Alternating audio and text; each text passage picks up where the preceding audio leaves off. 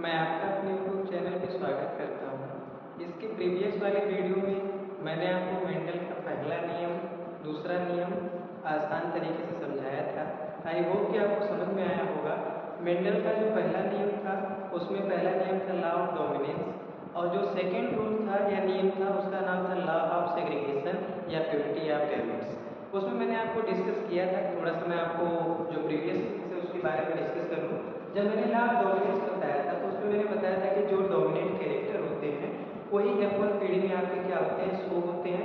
अगर हमें उन्हें आगे देखना है तो हमें अगली जनरेशन यानी F2 जनरेशन में जब हमने सेल्फ क्रॉस कराया था तो उसमें आपका वो दिखते हैं। तो थोड़ा सा मैं आपको बता दूँ कि जब मैंने उसमें आपको बताया था कि जो आपके मेंडल के नियम है, मेंडल के नियम के बारे में जो व्याख्या है, मेंडल टोटल इनहेरिटेंस के 3 रूल्स दिए हैं, law of dominance, law of segregation and law of independent assortment.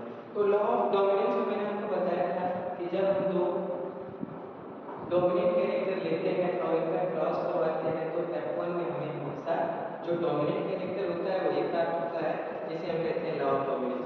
जबकि सेकेंड में मैंने बताया था कि जब F1 में जो प्लांट प्राप्त हुए थे उनकी जब मैंने सेल्फिंग कराई थी इस तरीके से, एक कैपिटल टी स्मॉल टी और दूसरा आपका कैपिटल टी और स्मॉल टी, तो हमने देखा था कि हमें आपका कुछ इस तरीके का रिजल्ट मिला था, जिसमें मैंने आपका इसका जीनोटाइप और फिनोटाइप रेशियो वगैरह भी बताया था।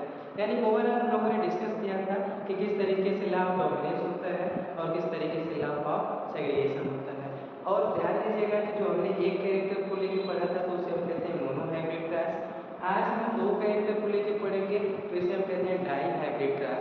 और डाई हाइब्रिड क्लास में ही हम पढ़ते हैं मेंडल का थर्ड लॉ, जिसे हम कहते हैं Mendel's law of independent assortment. यानी मेंडल ने जो तीसरा नियम दिया है इसे हिंदी में कहते हैं स्वतंत्र विवहन का नियम। आप जानते हैं कि इसमें हम लोग दो कैरेक्टर को लेकर डिस्कस करेंगे। जैसे आप जानते हैं कि दो कैरेक्टर में आपका, जैसे हम लोग दो कैरेक्टर में देखिए उसमें हमने क्या लिया था, केवल हमने हाइट में जो दो अलग अलग ट्रेड्स हैं यानी टॉल और ड्वार्फ लिया था। जबकि इसमें हम दो कैरेक्टर लेंगे। जैसे हमने पहला कैरेक्टर क्या लिया है, सीट का शेप लिया है, और सॉरी सीट का कलर, और दूसरा क्या लिया है, सीट का शेप लिया है। तो हम जानते हैं कि हर कैरेक्टर के दो ट्रेड्स हैं। अगर मैं हाइट का लूँगा तो एक टॉल होता है एक ड्वार्फ होता है। उसी तरीके से अगर हमने कलर का लिया है तो कलर के भी दो ट्रेड्स, एक डोमिनेंट कलर आपका येलो है और दूसरा आपका जो रिसेसिव है वो क्या है, ग्रीन है। इसी तरीके से जब हम शेप की बात करते हैं तो जो आपका राउंड है वो डोमिनेंट है और जो आपका ब्रिंकल है वो क्या है, रिसेसिव कैरेक्टर है। तो आपने देखा कि हमने दो कैरेक्टर को लिया है, फर्स्ट कैरेक्टर है शेप एंड सेकेंड कैरेक्टर है आपका कलर का। अब देखेंगे जब हमने क्रॉस कराया तो F1 में हमको कैसे मिले सारे पौधे, राउंड और येलो मिले। अगर आपको इसको एक्सप्लोर करके देखना है तो आप इसे देख सकते हैं। जैसे आपने यहाँ पे लिया कैपिटल आर, तो आप जानते हैं कि सेम टाइम है तो इसे हमने ए गेमेट ले लिया और वाई से हमारा ए गेमेट मिला, जबकि आर से हमारा ए गेमेट और वाई से हमारा ए गेमेट मिला। तो आप कैपिटल आर, इसके बाद स्मॉल वाई, सॉरी स्मॉल, देखिए कैपिटल आर, स्मॉल आर और कैपिटल वाई और स्मॉल, यही मैंने लिया है जो गैमेट्स थे। अब इस गैमेट्स का मैं क्रॉस करा दूंगा तो हमें टोटल कितने गैमेट्स मिलेंगे आपके, इसके बाद small R, capital Y, small R, और इस तरीके से हमको टोटल कितने गैमेट मिल गए, 4 गैमेट मिल गए।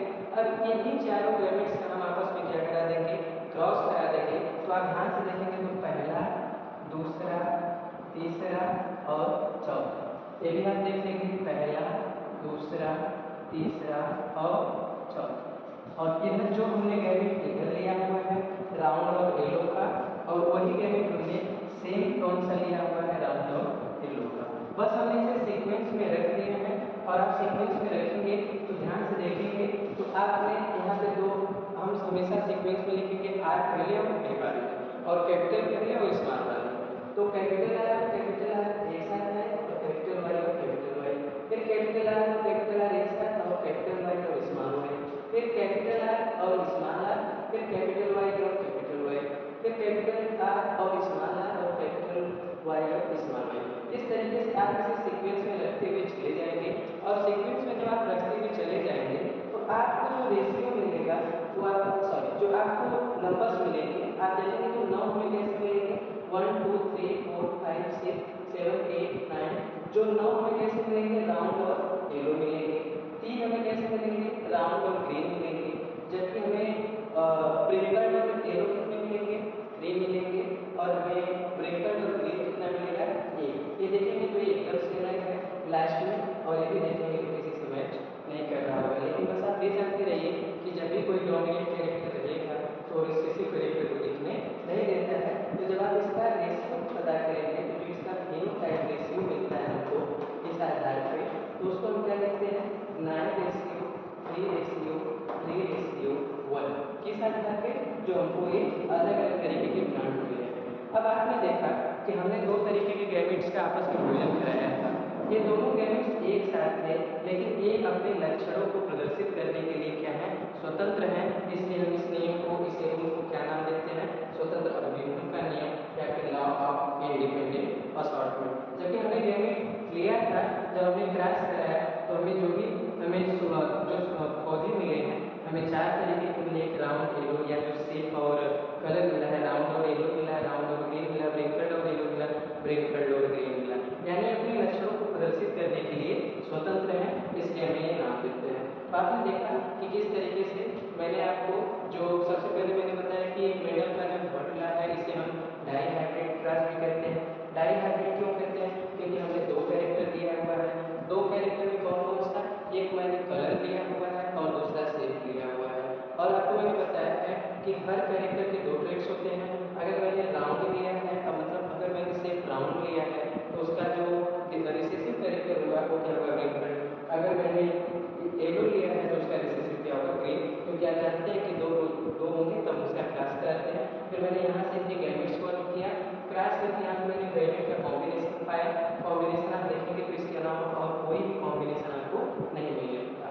इसके बाद मैंने जस्ट जो गैमेट इधर रखे सेम टू सेम गैमेट इधर रखा फिर मैंने क्रॉस कराया तो हमको ये रेशियो मिला। अगर आप ये जानना चाहते हैं कि राउंड और येलो को क्यों मिला तो बस आप ध्यान दीजिएगा कि देखिए यहाँ पे कैपिटल आर दोनों है तो दोनों कैपिटल आर क्या शो करते हैं आपके कैपिटल आर राउंड शो करते हैं और दोनों कैपिटल वाई क्या शो करते हैं येलो शो करते हैं। तो आप देखेंगे जितने में भी कैपिटल आर और वाई एक हो या दो अगर डोमिनेंट है तो वही शो करेगा। तो जितने भी कैपिटल आर और कैपिटल वाई वाई होंगे वो क्या दिखाएंगे राउंड येलो। और राउंड और ग्रीन में राउंड में देखिए दो कैपिटल आर है और वाई है और स्मॉल वाई क्या शो करता है आपका ग्रीन।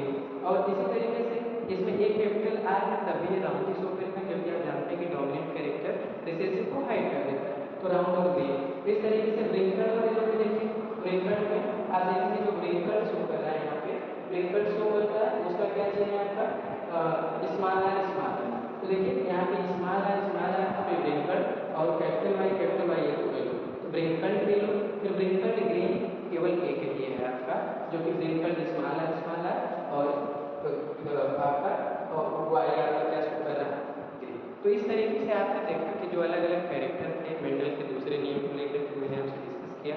आई होप कि आपको समझ में आया होगा। फिर इसी तरीके से जो मेंडल के दो कुछ एक्सेप्शन है जैसे लॉ ऑफ डोमिनेंस जो हम बताते हैं उसके दो एक्सेप्शन भी है। जैसे आप पढ़ते होंगे